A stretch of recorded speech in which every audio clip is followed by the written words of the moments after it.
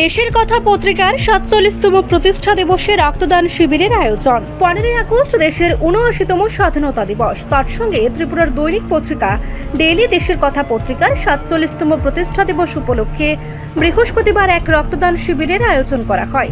এছাড়াও মরণোত্তর দেহদান চক্ষুদান শিবির অনুষ্ঠিত হয় এদিন ডেইলি দেশের কথার কনফারেন্স হলে।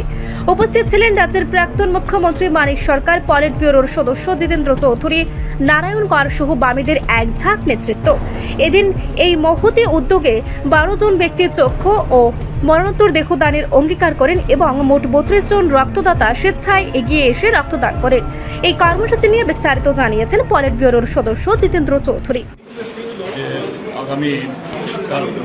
আগামীকাল 15ই আগস্ট ডেইলি দেশের কথা ৪৭তম প্রতিষ্ঠা দিবস।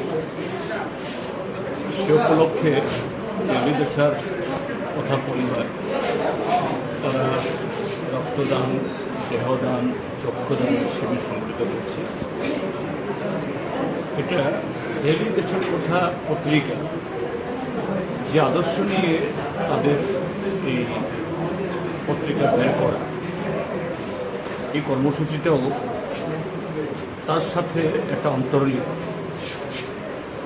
ডেইলি দেশের কথা একটা সুন্দর সমাজ ব্যবস্থা তৈরি করার জন্য শোষণের বিরুদ্ধে মানুষকে জাগ্রত করে একটা সুন্দর সাবলীল সমাজ যাতে তৈরি হয় সেভাবেই জনগণকে সুশিক্ষিত করা, সচেতন করা, ঐক্যবদ্ধ করার জন্য নিরলস কাজ করছে সমস্ত বাধা বিপত্তির মধ্যেও।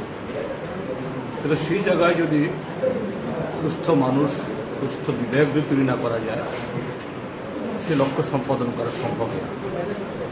কাজেই এটাও ডেইলি দেশের কথা পরিবারের সেই আদর্শের অন্যতম একটা অঙ্গ। আজকের এই অনুষ্ঠান আমি তাদের এই উদ্যোগ যে এটাকে ভূয়সী প্রশংসা করছি এবং ডেইলি দেশের কথা তার লক্ষ্য পূরণে আগামী দিন এইভাবেই জনগণকে সাথে নিয়ে তারা আরও বেশি মানুষের সমর্থন যোগাতে পারবে এই আশা রাখছি।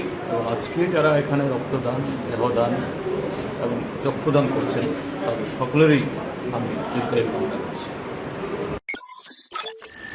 রিপোর্ট সংবাদ প্রতীক্ষা।